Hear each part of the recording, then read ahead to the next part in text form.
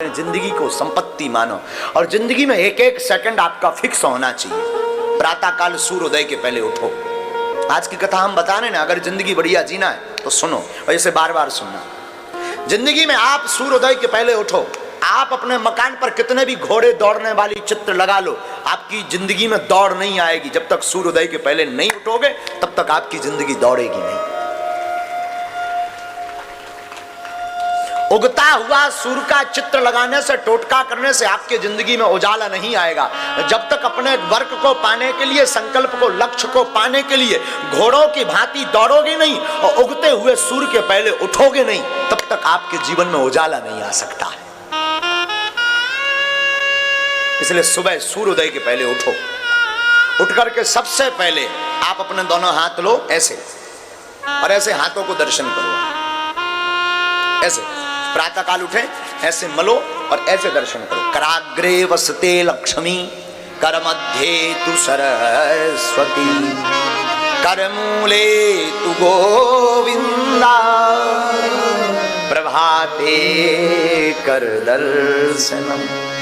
प्रातः काल आप अपने हाथों की रेखाओं को देखो, मल करके अपने नेत्रों में लगाओ। सबसे पहले भूमि मां को प्रणाम करो, पैर नीचे रखने के पहले। ये पुरानी परंपरा है, क्योंकि भूमि पर कितना भार नहीं। धरती हमारी माँ है, धरती खदान है, रत्न देती है, अन्न देती है, हमको रखती है। तो भूमि को प्रणाम करो। इसके बाद उठ करके अगर स्नान कर सको तो बहुत अच्छा, स्नान करो, सूर्य भगवान को अर्घ दो। सूर्य इस संसार के जागृत देवता है, प्रत्यक्ष देवता। और सूर्य को अर्घ देने से वैज्ञानिक तथ्य भी है कि विटामिन डी की कमी नहीं होती। तो आप सूर्य भगवान को अर्घ दो। इसके बाद अपने इष्ट को, माता पिता को प्रणाम करने के बाद, गुरु को प्रणाम करने के बाद अपने इष्ट के लिए हनुमान चालीसा, दुर्गा चालीसा, काली चालीसा, भैरव चालीसा, जो भी आप पढ़ते हो पढ़ो। गुरु माला मंत्र ले रखा तो माला लो और मंत्र जाप करो। आपके बज गए 8 बजे कुछ भगवान को प्रसाद लगाओ और फिर खुद कुछ पाओ, योग व्यायाम आदि करके कुछ पाओ, टहलो। इसके बाद लगभग 10-11 बज गए, आप अपने काम के लक्ष्य पर ध्यान दो। आपका प्रश्न होगा, महाराज फिर भजन और तो नहीं करना होगा? करना होगा। अब कैसे भजन करना? अगर आप बिजनेसमैन हैं, अगर आप नौकरी करते हैं तो ऐसे भजन करो। अगर आप खेती करते हैं तो ऐसे भजन करो। 10 बजे निकल गए अपने बिजनेस के लिए, अपनी दुकान के लिए, आप अपने नौकरी के लिए, तो जाते जाते गाड़ी चला रहे ना तो फिल्मी गाना मत बजाओ, न गाओ। हम अक्सर देखते हैं फलाना बदनाम हुआ ठिकाने के लिए नक कटा, ये मत लगाओ। उसकी जगह गाड़ी उठाओ, भजन लगाओ। राम नाम जो गुरु मंत्र है वो मनी मन जप करना प्रारंभ करो। चलते फिरते उठते बैठते श्वास को व्यर्थ मत गवाओ। कोई काम कर रहे, माताएं घर पे रहती हैं, रोटी बना रही, रोटी बनाओ। एक रोटी बनाई, सीताराम। तवे पर रखो, सीताराम। चूल्हे में लगाओ, सीताराम। बर्तन में रखो, सीताराम। 4 बार सीताराम का जाप भी हो गया और एक रोटी तैयार भी हो गई। फिर वो रोटी खाना नहीं, फिर वो रोटी प्रसाद बन जाएगी और प्रसाद जो भी पाएगा प्रभु को पा जाएगा। हाँ। माताएं घर पे झाड़ू लगाती ना, सीताराम गाते जाओ। कोई भगवान का गीत, भगवान के गुणानुवाद, स्तुति, वेद स्तुति, मंत्र, कोई बहुत बड़ी महिमा, कोई सुंदर सा भगवत भक्ति गीत गाओ, झाड़ू लगाओ। क्या फायदा होगा? झाड़ू में बहुत छोटे छोटे चींटी, चींटा, बहुत छोटे छोटे जीव मर जाते हैं। उनका पाप आपको जो भोगना पड़ता है, उस पाप से आप बच जाएंगे। भगवान का भजन हो जाएगा, घर भी साफ होगा और मन भी साफ होगा। घर भी साफ होगा, मन भी साफ होगा। रात्रि हो गई आपकी, रात्रि काल संध्या में आप आओ, संध्या में हाथ मुंह धो। संध्या के समय ना भोजन करना चाहिए, ना देहरी पर बैठना चाहिए। ध्यान दे दें, घर में अगर आप चिर स्थायी काल तक लक्ष्मी को रखना चाहते हैं, घर में अगर अलक्ष्मी का वास नहीं करवाना चाहते हैं, तो ये बात गांठ बांध लें। अगर आपके घर में लड़ाई होती है तो ये कारण हो सकता है। अगर आपके घर में पैसा नहीं रुकता तो ये कारण हो सकता। क्या आप अपने घर में संध्या काल को या तो झाड़ू लगाते होगे, या संध्या काल में भोजन करते होगे, या संध्या काल में भोग मैथुन्य कर्म करते होगे, अथवा संध्या काल में आप देहरी पर बैठ कर के रो रहे होगे। 4 काम वर्जित हैं। दरवाजे की देहरी पर संध्या काल में मत बैठो, संध्या काल में भोजन मत करो, संध्या काल में आप मैथुन्य कर्म भोग मत भोगो, अवासना युक्त मत रहो, संध्या काल में आप रो मत,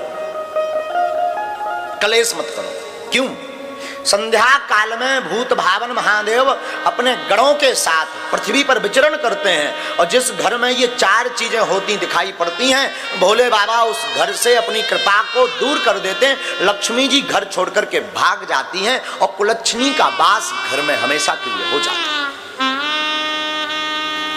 तो आप अपने घर में ये 4 चीजों का गान, संध्या काल में हाथ मुंह धो, पूजा मंदिर में जाकर के बैठो, प्रभु को धन्यवाद दो, प्रभु को साधुवाद दो। प्रभु आपकी कृपा से हम दिन भर के हारे थके गए थे, अब आ गए।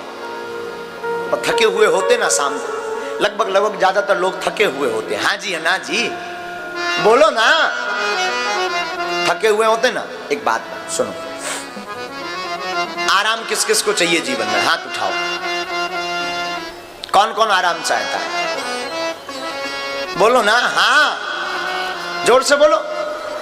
बड़े कंजूस हो, जोर से बोलो ना, पैसा थोड़ी लगता।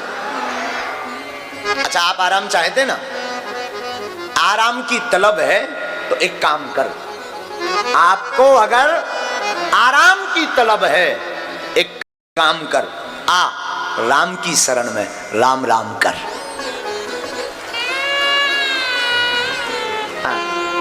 आराम की तलब है तो एक काम कर, क्या कर? आ राम की शरण में और तू राम राम कर। शाम के समय प्रभु को ऐसे धन्यवाद दो, आपकी रात सुंदर होगी।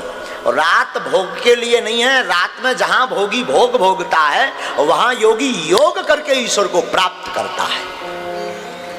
हाँ, रात को हरि शरणम, भगवान की कथा सुनो, सत्संग सुनो, कोई कथा सुनो, और अपने जीवन काल में 1 महीने में ये बात दृढ़ कर लो, महीने में या 5-6 महीने में 7 दिन की कथा, चाहे कोई भी हो, कोई वक्ता हो, जरूरी नहीं बागेश्वर वाले महाराज, कोई भी वक्ता हो, आसपास कहीं कथा हो गए, 7 दिन 3-3 घंटे का टाइम निकाल करके जरूर जाना प्रारंभ कर दो।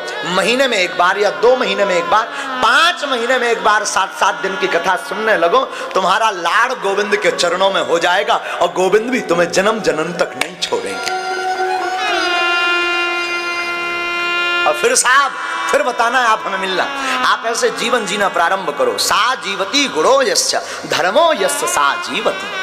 फिर आप बताना आपकी जितनी जिंदगी कितनी खुशबूमय, आपकी जिंदगी में कितना आनंद है, आपकी जिंदगी में कितनी ऊर्जा है। लोग हमसे पूछते हैं कई बार, बहुत बड़े योगियों से भी पूछते हैं, महाराज जी आप थकते नहीं, आप इतना काम करते, इतना बोलते, दरबार कथा, फिर दरबार, फिर रात को जगना, फिर बात करना, फिर पूजा, फिर पाठ, फिर दरबार, फिर कथा, ये कैसे? हम कहते हैं ना, क्या कहते हैं भगवान को? क्या कहते? कोटि सूर्य सम प्रभा। क्या कहते भगवान को? भगवान करोड़ों सूर्यों के समान तेजमय हैं। उन भगवान की आनंद में हम डूबे रहते हैं तो वो परमात्मा अपनी ऊर्जा हमें भेजते रहते हैं। आपका जीवन एकदम प्रसन्नमय होगा, आपको क्रोध नहीं आएगा, आपके जीवन में क्लेश नहीं होगा, आपके जीवन में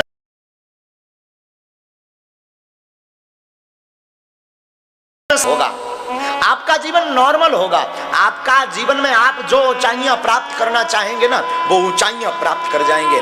लाइफ इज मनी। आप अपने जीवन में अपनी जिंदगी को संपत्ति मानो और जिंदगी का एक एक पल व्यर्थ मत गवाओ।